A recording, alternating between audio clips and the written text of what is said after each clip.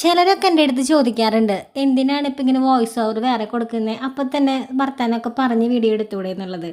ഈ വർത്താനം പറയുന്ന കാര്യങ്ങളൊക്കെ നിങ്ങൾ കേട്ടിട്ടുണ്ടെങ്കിൽ നിങ്ങളിപ്പോൾ തന്നെ ഈ ചാനലൊക്കെ അൺസബ്സ്ക്രൈബ് ചെയ്ത് പോകും. കാരണം ഞാനവിടെ കല്യാണിൻ്റെ അടുത്ത് നല്ല രീതിയിൽ ബഹളം വെച്ചുകൊണ്ടിരിക്കുകയാണ്. ഞാൻ എന്തെങ്കിലും കാര്യങ്ങൾ ഇങ്ങനെ ചെയ്യാനിരിക്കുമ്പോഴേ ഇങ്ങേര് വന്നിട്ട് എന്നെ ഇങ്ങനെ മനം കടിച്ചുകൊണ്ടിരിക്കും.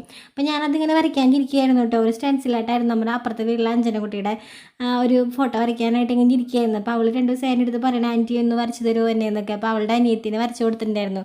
അപ്പോൾ അവളെയും കൂടെ വരയ്ക്കണം എന്ന് അവൾക്കൊരു ആഗ്രഹമൊക്കെ ഉണ്ടായിരുന്നു. അപ്പോൾ അങ്ങനെ വരയ്ക്കാനായിട്ട് ഇരുന്നത്. അപ്പോൾ കണ്ണൻകുട്ടിക്ക് നല്ല ഉറക്കമൊക്കെ വരുന്നുണ്ട്. അപ്പോൾ വേഗം ഒന്ന് ഔട്ട്ലൈൻ വരച്ചിട്ട് അവരതൊന്ന് ഷെയ്ഡ് ചെയ്തെടുക്കാമെന്നൊക്കെ വിചാരിച്ച് ഇങ്ങനെ ഇരുന്നതാണ് കേട്ടോ.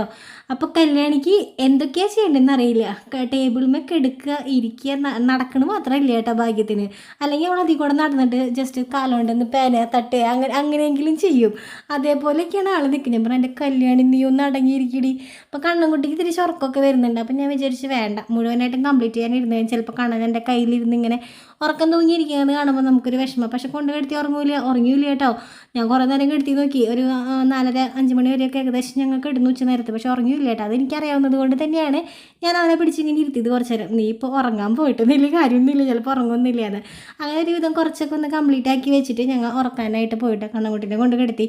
അപ്പോഴാണ് കല്യാണിക്ക് ഭയങ്കര ഒരു ആഗ്രഹം, അമ്മ എന്നെ ഒന്ന് എടുത്ത് വാവാട്ട്, കണ്ണൻ ചേട്ടൻ മാത്രമല്ലേ വാവാട്ടിനെ തോളത്തിട്ടാട്ടെന്നൊക്കെ പറഞ്ഞിട്ട്. അപ്പം ഞാൻ ശരി വാ തോളത്തിട്ടാട്ടാന്നൊക്കെ പറഞ്ഞ് തോളത്തൊക്കെ തട്ടിക്കയറ്റിയിട്ടു കേട്ടോ. അപ്പോഴാണ് ക്യാമറ ഓണായിരിക്കുന്നത് കല്ല് കണ്ടത്. അപ്പം ഞാൻ കല്ലിനോട് പറഞ്ഞ, കല്ല് ക്യാമറ ഓണാനായിട്ട് എല്ലാവരും കാണും, ഇത്രയും വലിയ മദത്തിപ്പെണ്ണിനെ ഞാൻ എടുത്തു നടക്കുന്നത് എല്ലാവരും കാണും കേട്ടോ എന്ന് പറഞ്ഞു.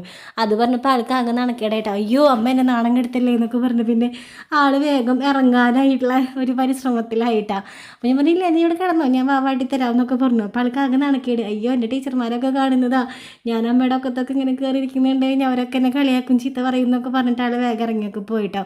പിന്നെ കുറച്ച് നേരം അവരെ കൂടെയൊക്കെ ഇരുന്ന് കളിയും തമാശകളും അത് ഞങ്ങൾക്കുള്ളതാണ് കേട്ടോ. അപ്പോൾ എന്നും കണ്ണൻകുട്ടിനെയാണ് നടുക്ക് കിടത്താന്നുള്ള വലിയ പരാതി കല്യാണിക്ക് എന്നും ഉണ്ട്. അപ്പോൾ ഞാൻ ഇന്നലെ നൈറ്റ് പറഞ്ഞിട്ടുണ്ടായിരുന്നു, നാളെ പകൽ നമുക്ക് കിടന്ന് ഉറങ്ങണം, ഉറങ്ങിയാൽ മാത്രമേ വൈകിട്ട് കളിക്കാൻ വിടുള്ളൂ. അപ്പോൾ കല്യാണിനെ നടുക്ക് കിടത്താം, അല്ലെങ്കിൽ അമ്മ നടുക്ക് കിടന്നിട്ട് ഉണ്ണിക്ക് അമ്മയുടെ അടുത്ത് കിടക്കാം എന്നൊക്കെ പറഞ്ഞിട്ടുണ്ടായിരുന്നു. അപ്പോൾ കണ്ണനെ ഏറ്റത്തേക്ക് നീക്കി കിടത്തിയപ്പോൾ ആൾക്ക് വലിയ കുഴപ്പമൊന്നും ഇല്ല. എന്നുവെച്ചാൽ സെൻറ്ററിൽ ഞാൻ കിടക്കാമെന്നൊക്കെ പറഞ്ഞിട്ടുണ്ട്. അപ്പോൾ കല്യാണി ഞാൻ എടുത്ത് കിടക്കുന്നതിൻ്റെ ആ ഒരു സ്നേഹപ്രകടനമാണ് കേട്ടോ ഈ കാണിച്ചുകൊണ്ടിരിക്കുന്നത്. അപ്പോൾ കണ്ണൻ അത് കാണുമ്പോൾ എന്തോ ഭയങ്കര കൗതുകത്തോടു കൂടിയാണ് നോക്കുന്നത്.